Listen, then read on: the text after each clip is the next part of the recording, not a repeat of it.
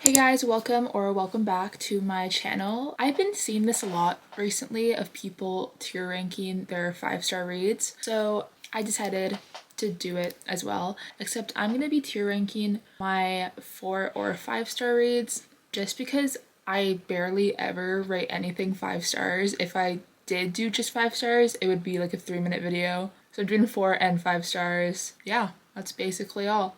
I created a tier list. So we have perfect I think about you daily, meaning I would give it more than 5 stars if I could. And obviously I just think about it all the time. And then we have deserved 5 stars or 4 stars, just a deserved rating. So if I'm rating like a 4 stars in that section, it probably means I would rate it 5 stars. And then we have a solid read, which means I would recommend it to you. It's close to being perfect, but it's not yet perfect. That's what that means. And then we have my reading taste has changed, lol. Because we have a lot of books on here that I rated very high for what I think now. And then we have WTF, I read you, meaning I don't remember you, or I just don't give a shit, or I just don't give a crap. That's how we're gonna be ranking these books. So first we have One Dark Window, which I just finished the last week. I loved it. I'm gonna do it deserved 5 stars. I thought it was the perfect beginning of a duology. I don't feel as attached to some of the characters as I do some other books, but I would definitely recommend this to anyone. I think it's a perfect book. I loved it, so that goes there. Ooh, Throne of Glass. I just started Throne of Glass like 2 weeks ago. I read Throne of Glass second in the series. I know some people read it first. I thought it was perfect second. I'm gonna put perfect I think about you daily. I think about the characters in this book every single day. Probably I watch TikToks about this book every single day. I look at fan art of the characters every single day. I love it. I think it's a really good book. And then we have Ghosted by J.M. Darhauer. If you don't know this book, it's kind of sad, honestly. It's about a girl and her kid who she had with this guy who left her, or who was kind of a problem in her life before, who left her. He's kind of famous now. They kind of rekindle. It's a really cute book. I think it's so cute. And the kid is adorable. I'm gonna put it in a solid read. It wasn't 5 stars just because you would know if you read this book, the whole superhero thing. It kind of had me cringe. I hate that word. It kind of made me cringe at some parts, but other than that, I thought the storyline was so cute. And the kid, I love the kid in this book. Such a cute kid. We have A Court of Mist and Fury. Unpopular opinion, this book is not my favorite in the ACOTAR series. We'll get to my favorite later, but I'm gonna put deserved 5 stars. I do think about ACOTAR a lot, but not necessarily Rhysand and Feyre. It was a good 5-star read. I get why it's people's favorite. I do. It's probably my 3rd favorite, I'm not gonna lie. I do love all the books though. So that's not me sending hate to the book. I do love the book so much. And then we have, this is like an older book that I read. I read this like 2 years ago when I first started getting into reading. From Lukov with Love. It's by Mariana Zapata. It's a slow burn. She's the queen of slow burn romances. I've read 2 of her books. I really want to read more of her books though, because I've heard great things about some other ones. It was a good book at the time, but now, looking back at it, didn't the guy call her like a meatball or something? Like, wasn't like he low-key like body shaming her? I'm pretty sure he called her a meatball. I'm gonna put it at a solid read. It was good. I would recommend it as your first Mariana Zapata book, but I cringed just a little bit. Oh my god. I read The Atlas 6 like 2 years ago. And yeah, I own the self-published cover, which I'm really proud of because that cover is so nice. This was one of my favorite books for such a long time. I'm gonna put perfect I think about you daily. I always think about this book because it was genuinely the book that made me fall in love with reading. Also, the art in it is really cool. Olivia Blake put some like spreadsheets of art already in it, and it's so cool to look at and I love it. And then we have If He Had Been With Me. I'm pretty sure a lot of people have read this book. It's pretty gut-wrenching, pretty sad. I'm gonna put it's a solid read. I'm pretty sure I rated this book 4 stars just because I didn't necessarily cry at the end. Like, it was sad. It was sad. Don't get me wrong, it was sad. But it's a very good storyline. It's a quick and easy read. It's a good book. So yeah. Okay, the next one is Bad Reputation. If you don't know this, it's a part of the Addicted and Calloway world, which I love that series, by the way. I think it's so good. Bad Reputation is about Willow and Garrison, and honestly, it was one of my favorite books in the universe. I just think their relationship is so real, and I feel very attached to Willow. I kind of relate to her in a lot of ways. I'm gonna put deserved 5 stars. I just thought it was a really good book, and you should read it if you haven't. you see this next one, Ugly Love by Colleen Hoover. I got this as a gift for Christmas in 2020 or 2021. I read it in one sitting in 3 hours and I loved it. I loved it. I shamelessly loved it and I was like, this is the most perfect book ever. I was telling everyone to read it, but I'm just gonna put it in my reading taste has changed, lol. Because when I look back at that book, there are so many things wrong with it. Like just psychologically wrong. I'm not gonna get into it, but if you know, you know. Next we have Twisted Games. This is part of the Twisted series. I've only read Twisted Love and Twisted Games. I absolutely hated Twisted Love, but the only reason I picked up Twisted Games is because people were saying that it's so much better than Twisted Love. Yes, it was slightly better, but I still hated it. I think I just rated it 4 stars because I was like, oh my gosh, this is better than Twisted Love, it's a 4 stars. But that doesn't mean that it's good, you know? It's just slightly better than Twisted Love, which is not a great thing in my opinion. I'm gonna put my reading taste has changed, LOL. There's like a certain part of this book when they're like in an office and something very uncomfortable happens. Like now if I was reading this book, I'd probably skip over a majority of this book because a lot of it makes me very uncomfortable. But yeah, I would just put it there.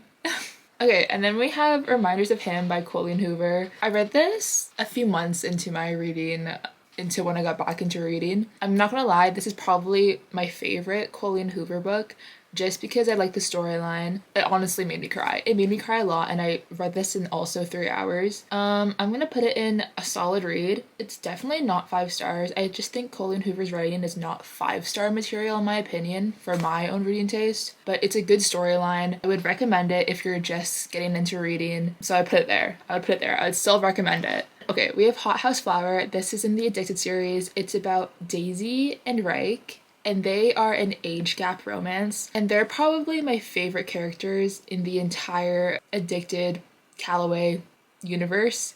I love them so much. They're like the only age gap romance that I've thoroughly enjoyed thus far. I'm debating putting this in Perfect I Think About You Daily because I do think about Reich and Daisy like almost every day. I just think, okay, I'm gonna put it there. I love Reich and Daisy so much. They're such a well-written couple. I love them. And then we have The Love Hypothesis. The Love Hypothesis goes with Ugly Love and those kind of books to when I first got into reading. If you don't know, that was peak booktok 2020, 2021, I forget. I actually enjoyed The Love Hypothesis. I would recommend it to a beginner reader who wants to get into romance. The cover, we don't talk about the cover. The cover's not cute.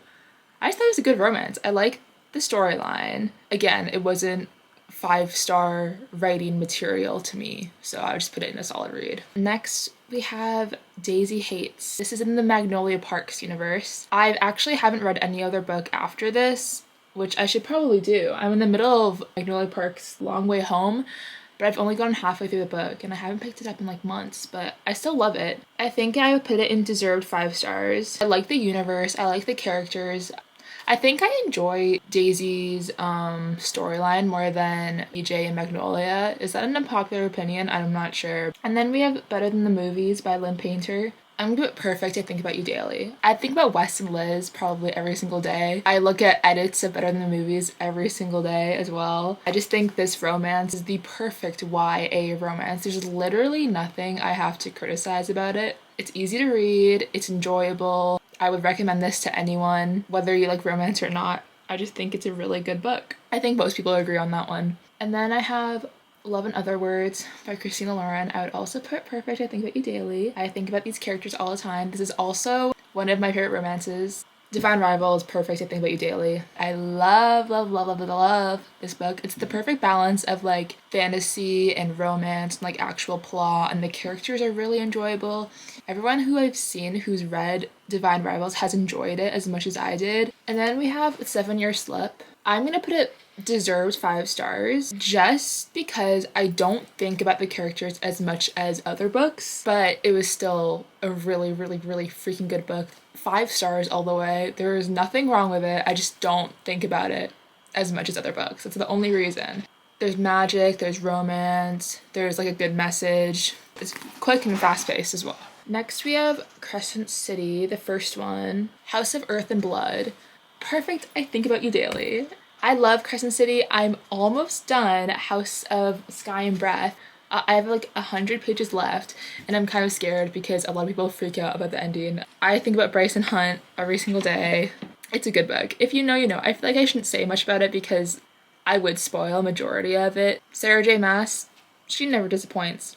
Things you never got over. I rated this, I think, 5 stars when I first read it, but as I have broadened my reading taste, I've kind of noticed how I don't like when 30 or 40-year-old characters act like they're teenagers. If you know that one part that I'm talking about that the main male character does in this book, you know what I mean. I'm gonna put a solid read. I like the storyline. I just think some of it is like really uncomfy. And also I didn't really like the end part, if you know what I'm talking about, like the part about her twin. And then we have Sarah J. Maas, The Assassin's Blade. I'm going to deserve 5 stars. I do think about these characters, but it wasn't my favorite of the Throne of Glass series. I do recommend you read The Assassin's Blade first, because a lot of people don't, but I just think if you read it first, you gain such an emotional connection to the characters and the world, and it makes Throne of Glass 10 times better. And that's why I rated Throne of Glass perfect. Next, we have Every Summer After. I'm gonna put it in WTF I Read You. I'm not gonna lie, I don't even remember the characters' names in this book. I absolutely remember nothing. I probably ate it up at the time, but I don't remember anything about it. Next, we have Magnolia Parks. I'm gonna put it in a solid read because it was kind of toxic at times. I'm not gonna lie, I'm not a big fan of the miscommunication trope. So I'm just gonna put it there. It was good for what it was. It was good for what a miscommunication trope is, if that makes sense. Next, we have Two Suits of Crown, which is the second in the duology of One Dark Window. I'm going to put perfect I think about you daily. I think about Elm and Eon every single day since I've read this book, which was a week ago. I would give it more than 5 stars if I could. I just thought it was the perfect ending to a duology, and adding Elm's POV was the move. Next, we have Kiss the Sky. This is also in the Addicted Calloway Sisters universe. This is about Connor and Rose, and they're my second favorite couple. I'm gonna put this in deserved 5 stars. I just have an attachment to these couples and this story and this family, so I'll put it there. Next, we have The Words We Keep. There are some strong topics in this book, so I would recommend you look at the trigger warnings before you read it. I'm gonna put in a solid read. It wasn't quite 5 stars. The writing style didn't really, I don't know, attract me as much as other books did. I think it has some really important topics and messages in it. Next, we have Twilight. I shamelessly love Twilight. I'm gonna put a solid read because it wasn't 5 stars. It was like 4.25, I think I gave it. I love Edward Cullen, and I want to marry him, and that's that. And then we have The Ballad of Never After, which is the second to Once a Broken Heart. This one was my favorite of the entire series. I'm gonna put perfect I think about you daily. I think about Jax and Evangeline every single day. It is such a cool fantasy. It's such a different fantasy than what you would usually read. It's very fairy tale-esque, and Jax is one of my favorite fictional men that I've ever read about, and I love him. And then we have Ignite Me, which is in the Shatter Me series. I'm not a big fan of the Shatter Me series, but this was the only book that I actually enjoyed. I think it's the 3rd or 4th one. It's the 3rd one. It's the 3rd one in the series, and this is the only one that I enjoyed. I'll put in a solid read. Okay, I'm going to talk about Daughter of No Worlds first before I talk about the rest of the books in the series. If you haven't read Carissa Broadbent's books, she writes really good romance fantasies with like really good plot besides the fantasy. The plot is so interesting. The world building is so interesting. Daughter of No Worlds is very, in my opinion, I think underrated. I just read it this year and it's still one of my favorite books of all time. The MMC in this, Max, is the most perfect guy ever written. I swear. He gardens. By the way, a guy who gardens. Have you ever heard of that before? Okay, I'm sorry. This book, I think about you daily. I think about Max every single day of my life. I think about Daughter of No Worlds every single day of my life, and I think everyone should read it. I have no criticisms on that book. It is so good. The storyline is so cool. Mother of Death and Dawn is the last one. It's a trilogy. This is the last one. And a lot of people don't like the 2nd or 3rd book to this, but I enjoyed it. I just thought the story was really interesting. Even if there wasn't a lot of romance in the other 2 books, I loved it. I love the world. I love the concept. I'll put it deserved 5 stars just because I think of Daughter of No Worlds more than this book. But I still think it's a really good ending to Daughter of No Worlds. And then we have The Serpent of Wings and Night. This is also by Carissa Broadbent. I'm gonna put deserve 5 stars just because I don't feel as attached to the characters as well. It's like one of the only books that I've enjoyed about vampires, other than Twilight. From what I can recall, it's like a Hunger Games-esque fantasy, but with vampires. Yeah, it's good. It's a good book. I liked it a lot. November 9th by Colleen Hoover. I'm pretty sure I gave it a 5 stars. I loved it. It was one of my favorite Colleen Hoover books at that time. When I look back at it, there are a lot of things wrong with that book. A lot of things. Morally. The whole fire part. Like, why are you okay with that? If you know, you know. And then we have Yours Truly by Abby Jimenez. I'm going to put it deserve 5 stars. Really good romance. Really good characters. Anxiety rep, by the way, with the main male character, which you never see. You never see a main male character have anxiety. Nevertheless, anxiety in general. So that book was perfect. Fourth Wing. So I read Fourth Wing when it was really popular on TikTok, like last summer of 2023. I really enjoyed it. I thought it was such a good book. I would give it deserve 5 stars. Honestly, besides like the big romance part, I don't remember a lot about the book.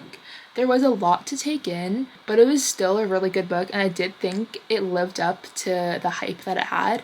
But Iron Flame, the second one, I DNF'd. I DNF'd like 200 pages in. It is very boring to me. I almost fell asleep several times reading it. So that kind of ruined Fourth Wing for me, I'm not gonna lie. As a standalone, it's a good book. And then we have Love Redesigned by Lauren Asher. If you don't know, I'm not that big into Lauren Asher's books. I didn't really like the fine print. I've never read the Dirty Air series, so I was kind of scared to pick up Love Redesigned, but I ended up loving it. I'm gonna put it in deserve 5 stars. I thought it was a really good romance as well. I liked the characters. It was very well written. It was very quick and easy to read. I don't know, it was just a cute romance. The characters are tolerable. And yeah, that's my favorite Lauren Asher book, so you should probably read that too.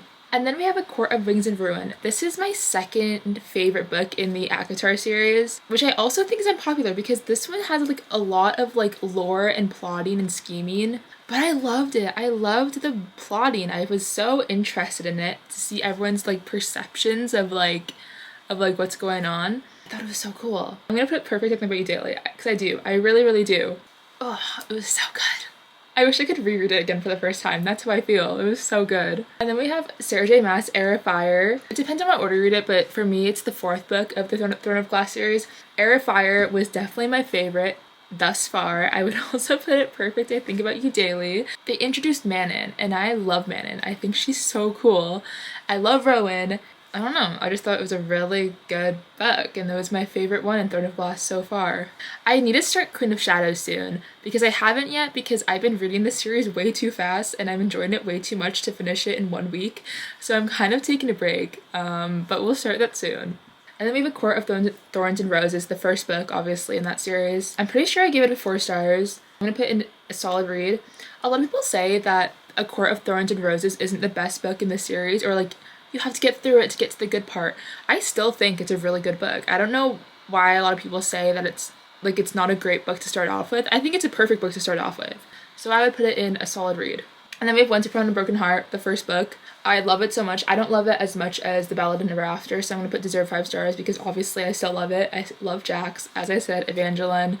I love the world. I love the whole fairy tale-esque feeling to it. And yeah, it's a good book. And then we have Powerless by Lauren Roberts. This one got really popular this year, and the second one comes out this summer, which I'm so excited about. I'm gonna put Perfect I Think About You Daily. I love Kai, I love Peyton, I love the premise, I love like the whole competition, I love like the whole ordinary and elite thing. I have no criticism. It's probably one of my favorite fantasy romances of this year. It was really good. If you don't know me, you don't know that I love Percy Jackson. I reread the Percy Jackson series maybe 4 or 5 times in my life. I'm so enthralled in the world. I will never stop thinking about Percy Jackson. The Last Olympian, though, is my favorite one of the entire series. If you know, you know.